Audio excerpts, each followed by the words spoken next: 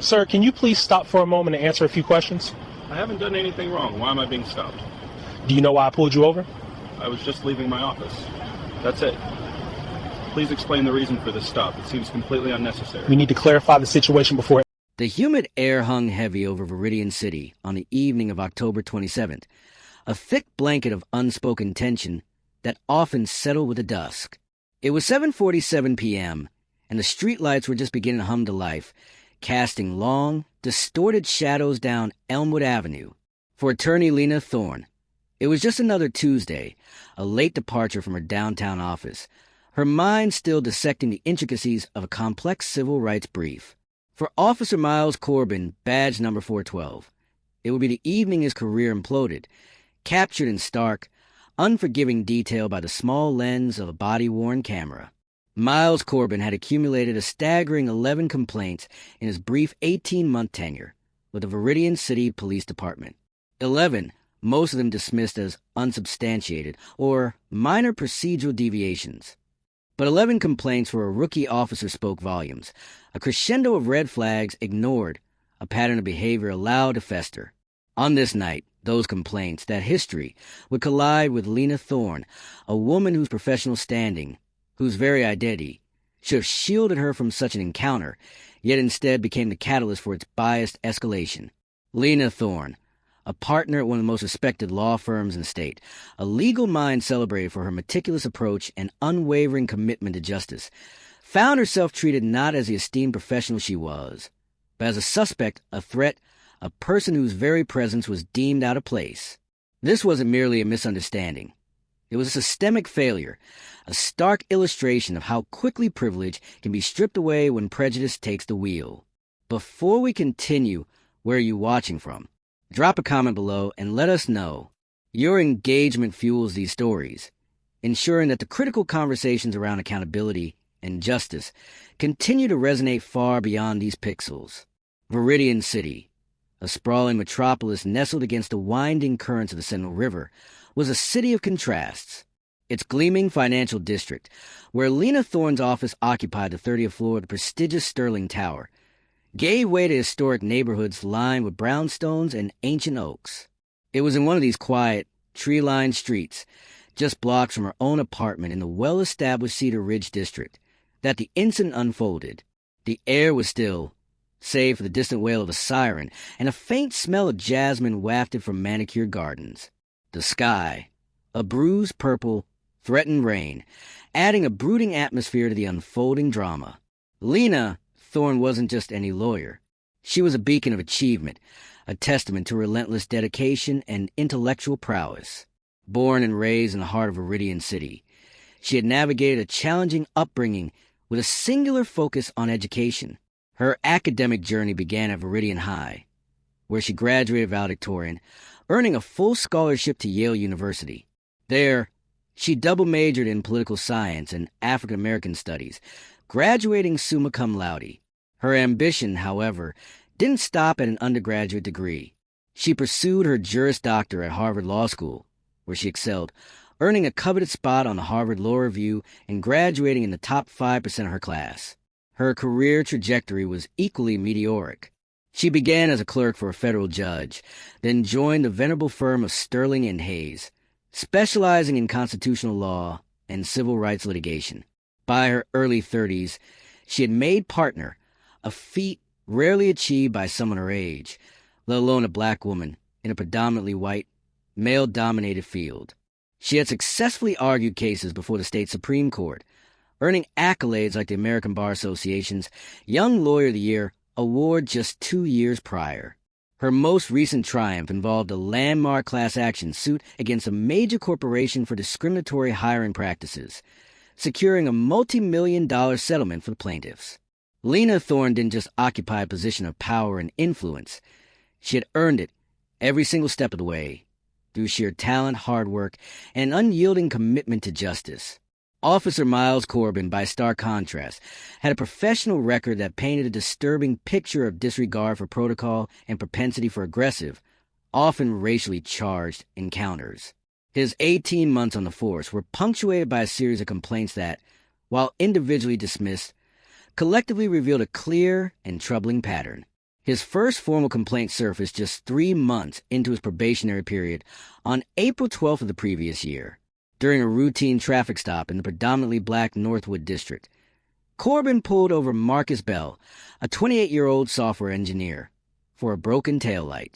According to Bell's sworn statement, and partially corroborated by dashcam footage, Corbin escalated the interaction without provocation, demanding Bell exit his vehicle, despite Bell presenting his license and registration immediately.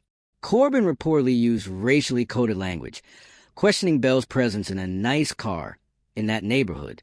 The complaint alleged excessive force when Corbin forcibly removed Bell from the car, twisting his arm behind his back, resulting in a sprained wrist. Internal Affairs reviewed the footage, but due to a technical glitch at a crucial moment, the complaint was deemed unsubstantiated, and Corbin received only a verbal warning for improper tone. 6 months later, on October 5th, Corbin was involved in another incident, responding to a noise complaint at a college party near the university campus. He was accused by multiple students of using unnecessary force to break up the gathering. Witnesses stated Corbin deployed pepper spray into a crowd that was already dispersing, striking 2 bystanders who were not resisting. One of the victims, a 19-year-old student named Chloe Davis, suffered an asthma attack requiring hospitalization. The department found Corbin's actions to be within policy for crowd control, despite conflicting witness accounts and Davis's medical report. He was advised to exercise more discretion, a recommendation that carried no disciplinary weight. A third complaint, perhaps the most telling, emerged on February 18th of the current year. Corbin and his partner were called to a local convenience store following a report of shoplifting. The suspect, a 16-year-old black teenager named Jamal Hayes, was apprehended by store security before officers arrived. While Hayes was already handcuffed and compliant, Corbin reportedly subjected him to a prolonged, aggressive search, emptying his pockets onto the floor and making disparaging remarks about his family and neighborhood. The complaint, filed by Hayes' public defender, cited racial profiling and humiliation. Internal Affairs again reviewed the incident, but because Hayes was indeed found with stolen candy, Corbin's actions were rationalized as thorough investigation, and the complaint was closed without action. The pattern was clear: a tendency towards escalation, a disregard for de-escalation tactics, and a consistent application of aggressive tactics, particularly against individuals of color, all while remaining shielded by departmental interpretations of policy. These incidents, brushed aside by the system, laid the groundwork for the inevitable confrontation that would define Officer Miles, Corbin's career. The call came in at 7:35 p.m. Dispatch radioed out a suspicious person report. Female, approximately 5 feet 7 inches, dark clothing, carrying a bag, walking eastbound on Elmwood near Cedar Ridge. Caller stated subject appears to be loitering and doesn't look like she belongs. The description was vague, generic, and instantly raised red flags for any officer trained in identifying racial profiling. Doesn't look like she belongs, a phrase that has time and again been used to justify the targeting of black individuals in predominantly white or affluent neighborhoods. Lena Thorne, completely unaware of the broadcast, was precisely where she belonged, walking home. She had just finished a marathon session, finalizing a crucial motion, a late dinner consisting of a lukewarm salad eaten at her desk. She wore a tailored charcoal pantsuit, her work bag slung over her shoulder, a small, elegant briefcase in her hand. Her AirPods were in, a podcast on constitutional law playing softly, a familiar soundtrack to her nightly decompression. Her mind was still buzzing with legal arguments, anticipating the next day's court filings. She wasn't loitering. She was walking with purpose, her pace brisk, her thoughts miles away from the quiet street she traversed. Then, the sudden flash of blue and red in her periphery. A patrol car pulled up sharply beside her, the tires hissing on the damp asphalt. The window rolled down, revealing Officer Miles Corbin, his expression already hardened, his hand resting on his service weapon. "Evening, ma'am," Corbin began, his voice clipped, devoid of courtesy. "Can I ask what you're doing out here?" Lena removed her AirPods, a polite but firm smile on her face. "Good evening, officer. I'm walking home. My apartment is just 2 blocks down." This isn't your neighborhood, is it? Corbin pressed, his eyes scanning her, dismissing her professional attire, her calm demeanor. Lena's smile tightened slightly. Actually, it is. I live on Maple Street. She paused and added, Is there a problem? We receive a call about a suspicious person matching your description, Corbin stated, his tone implying her guilt. Need to see some ID. Lena reached into her work bag, pulling out her wallet. Of course. She handed him her driver's license. As he took it, she also offered her State Bar Association ID, a small plastic card with her photo and licensed attorney clearly visible. And this is my bar card for your reference. Corbin barely glanced at the bar card. He held her driver's license, scrutinizing it. Lena Thorne, Maple Street. Huh, anyone can fake that. And a bar card, you can get those online. His dismissive tone was palpable, cutting through the quiet evening air. The implication was clear. Despite presenting legitimate identification, he refused to accept her reality, her identity, simply because it didn't fit his preconceived narrative. Should officers be required to verify credentials presented by a citizen, especially when those credentials directly contradict the premise of a suspicious person stop? Or should an officer's subjective suspicion always take precedence? Lena's composure began to fray at the edges. Officer, I assure you, my credentials are very real. I'm a partner at Sterling and Hayes, a law firm downtown. I just left my office. She gestured vaguely back towards the direction of the financial district. Partner at a law firm? Corbin scoffed, a sneer playing on his lips. Walking around in the dark? Sounds like a good story. I'm going to need you to step over here, away from the vehicle. He opened his door, beginning to exit, his hand still on his firearm. Officer, I am not required to move unless you have probable cause to arrest me, Lena stated, her voice now firm, authoritative. I have provided identification. I have committed no crime. What is your probable cause? Corbin stepped out fully, his imposing figure casting a shadow over her. You're being uncooperative. That's cause enough for me. Now, step over here, or I'm going to have to consider you resisting. The rapid-fire exchange was captured by the Bodycam, every inflection, every hostile gaze. Lena, acutely aware of the power dynamics and the potential for escalation, stood her ground but kept her hands visible. I am not resisting, officer. I am asserting my rights. I am a legal professional, and I know my rights. Oh, you know your rights, do you? Corbin sneered, taking a step closer. Good for you. Doesn't mean you get to ignore my lawful commands. By now, a few lights in nearby houses had flickered on. A couple walking their dog had stopped, their faces etched with concern. A young man, drawn by the raised voices, began recording on his phone from across the street. The quiet street was no longer silent. It was a stage for a brewing confrontation, fueled by one officer's refusal to acknowledge legitimate authority. Suddenly, a new voice cut through the tension. Corbin, what the hell is going on here? Sergeant Marcus Rodriguez, a veteran officer with 2 decades on the force, had been patrolling a few blocks over when he heard the increasingly agitated tones in Corbin's radio transmission. He recognized the young officer's tendency towards confrontation and had diverted his patrol car immediately. He pulled up behind Corbin's vehicle, his expression thunderous. Sergeant, I've got a suspicious person here. Refuse and comply, Corbin began, attempting to justify his actions. Rodriguez ignored him, his gaze fixed on Lena Thorne, who stood composed but visibly shaken. He then looked at the bar card still clutched in Corbin's hand, then back at Lena. Attorney Thorne? He asked, recognizing her name from numerous community events and legal seminars. Lena nodded, a flicker of relief crossing her face. Yes, Sergeant. I believe Officer Corbin has some questions about my walk home. Her voice was laced with controlled indignation. Rodriguez's eyes narrowed, shifting from Lena to Corbin. Miles, step back. Give me your badge and your weapon. Now. The command was delivered with an unyielding finality, leaving no room for argument or delay. The immediate intervention, the direct order to disarm, signaled an undeniable acknowledgement of the gravity of Corbin's actions. The immediate aftermath was swift and decisive, a stark departure from the typical slow-grinding gears of institutional review. Sergeant Rodriguez, after a brief, hushed conversation with Lena Thorne, confirmed her identity and profusely apologized for Officer Corbin's conduct.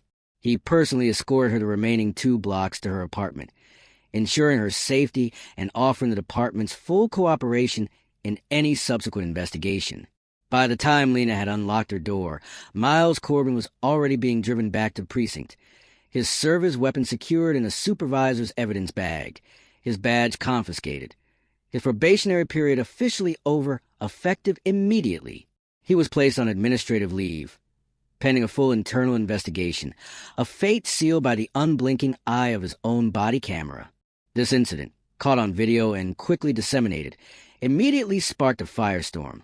Should officers who demonstrate such clear patterns of misconduct, especially those involving racial bias and abuse of authority, face automatic termination without the protracted process of internal reviews that so often lead to little or no disciplinary action?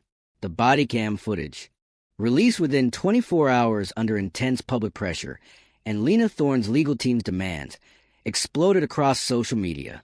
The clip, just under 7 minutes, showing Corbin's aggressive questioning, his dismissive attitude towards Lena's credentials, and his outright sneering at her profession, garnered over 50 million views on YouTube within the first 48 hours. It trended globally on Twitter for 3 days under hashtags like #JusticeForLena, #ViridianPoliceBrutality, and #BodyCamTruth.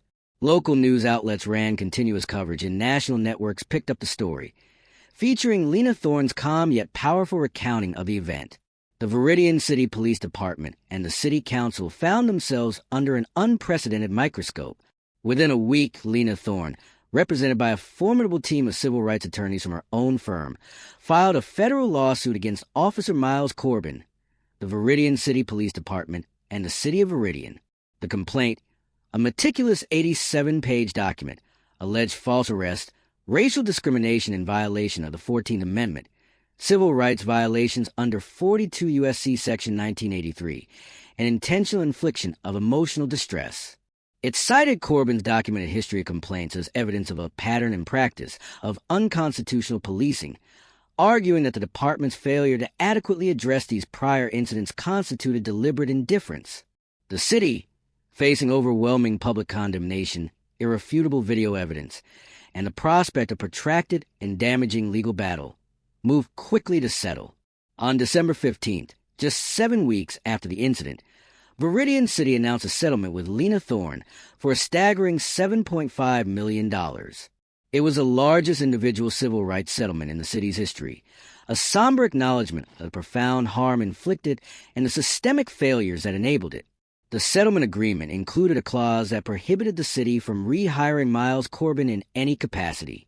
Simultaneously, the Viridian City Police Chief, in a public statement, announced Corbin's immediate termination. The termination letter, a copy of which was later made public, stated, "Officer Miles Corbin's conduct on October 27th, as fully documented by his body-worn camera and corroborated by witness statements, demonstrated a profound lack of judgment, a disregard for departmental de-escalation protocols, and an unacceptable pattern of unprofessional and racially biased behavior that is antithetical to the values of the Viridian City Police Department. His actions constitute gross misconduct and a breach of public trust." Furthermore, the department initiated the process for decertification with the state's Peace Officer Standards and Training Post Board, effectively ending Corbin's career in law enforcement across the state. Lena Thorne's testimony, delivered with an unwavering gaze and a voice that resonated with both pain and power, became a rallying cry for justice. At a packed press conference following the settlement announcement, she stood before a phalanx of cameras and microphones, her presence commanding, her message clear. "This incident," she began, her voice steady despite the tremor of emotion, "was not just about me. It was about the insidious nature of bias, about the arbitrary power wielded by those sworn to protect, and about the systemic failures that allow such power to go unchecked. If this can happen to me, a Harvard-educated lawyer, a partner at a prominent firm, someone with resources and a platform, what happens to those without my privileges? What happens to the countless individuals who don't have a body camera rolling, who don't have a legal team at their disposal, who don't have the public spotlight shining on their injustice? Her words hung in the air, a stark challenge to the comfortable narratives of justice. My degrees, my professional accolades, my address, none of it mattered in that moment. All that mattered was the color of my skin and an officer's preconceived notion of who belongs and who doesn't. This was not a mistake. It was a manifestation of deep-seated prejudice, enabled by a system that has, for too long, turned a blind eye to its own failings. This powerful testimony raises a critical question. When an officer's actions are so clearly biased, so demonstrably in violation of civil rights, and result in such a significant financial burden on taxpayers, should it automatically trigger a federal investigation into the patterns and practices of the entire police department? The internal investigation, spurred by the lawsuit and public outcry, delved deeper than previous reviews, thanks in large part to the uncompromising scrutiny demanded by Lena Thorne's legal team. The department's official findings, released as part of the settlement agreement, laid bare a series of systemic failures. The report highlighted inadequate bias training, noting that Officer Corbin's initial training in implicit bias was a single, 4-hour online module completed during his academy tenure, with no follow-up. It pointed to a critical lack of oversight for rookie officers, especially those with early warning signs in their complaint records. The unsubstantiated dismissals of Corbin's previous complaints were reevaluated, revealing a pattern of departmental minimization and a failure to recognize escalating risk. The dispatch protocol itself was flagged for its reliance on vague, potentially biased suspicious person descriptions without requiring more objective criteria. The report concluded that the department's culture had, in effect, fostered an environment where an officer like Corbin could operate with impunity, his biases unchecked, until an undeniable incident forced accountability. In response to these damning findings, the Viridian City Police Department, under the guidance of the newly appointed police chief Anya Sharma, announced a sweeping slate of reforms. These included mandatory, recurring in-person implicit bias training for all officers, with focus on de-escalation techniques and community engagement. The department committed to a revised early warning system for officers with multiple complaints, mandating immediate intervention, counseling, and retraining. A new community oversight board, with subpoena power, was established to provide independent review of citizen complaints and departmental policies. Furthermore, the dispatch system was overhauled to eliminate vague, suspicious person calls, requiring dispatchers to obtain specific, articulable facts before sending officers. These were not just cosmetic changes. They represented a fundamental shift in how Viridian City intended to police itself. The case of Lena Thorne and Officer Miles Corbin serves as a stark, undeniable indictment of a system where unchecked bias can override all evidence, all reason, all professional standing. It illuminates the profound power imbalance inherent in police encounters, where an individual's rights, dignity, and even safety can be instantly jeopardized by a single officer's prejudice. Miles Corbin lost his career, decertified, his professional life irrevocably shattered. Lena Thorne, while securing a measure of justice in a historic settlement, endured a trauma of being reduced to a suspicious person, her identity stripped away in a moment of arbitrary power. The city of Viridian paid $7.5 million, a monumental cost to taxpayers. All because A, system failed to address a clear pattern of misconduct until it became a national scandal. The question now is, what changes? What truly shifts when such a high-profile case brings undeniable evidence to light? Does the system learn, or does it merely adapt to mitigate public outrage? We've seen reforms announced before, promises made in the wake of tragedy and injustice. But without sustained vigilance, without a persistent demand for accountability, these reforms can become little more than performative gestures. We invite you to join the conversation. Do you believe bodycam footage should be instantly accessible to the public, or should there be a waiting period? Share your thoughts in the comments below. Your input is vital in shaping the discourse around police accountability. This isn't just about Lena Thorne or Miles Corbin or Viridian City. It's about all of us. It's about the fundamental right to walk safely, to be treated with dignity, to have our identities respected, regardless of our skin color or perceived status. We're not stopping our pursuit of these stories. because the fight for true justice, for genuine accountability, is far from over.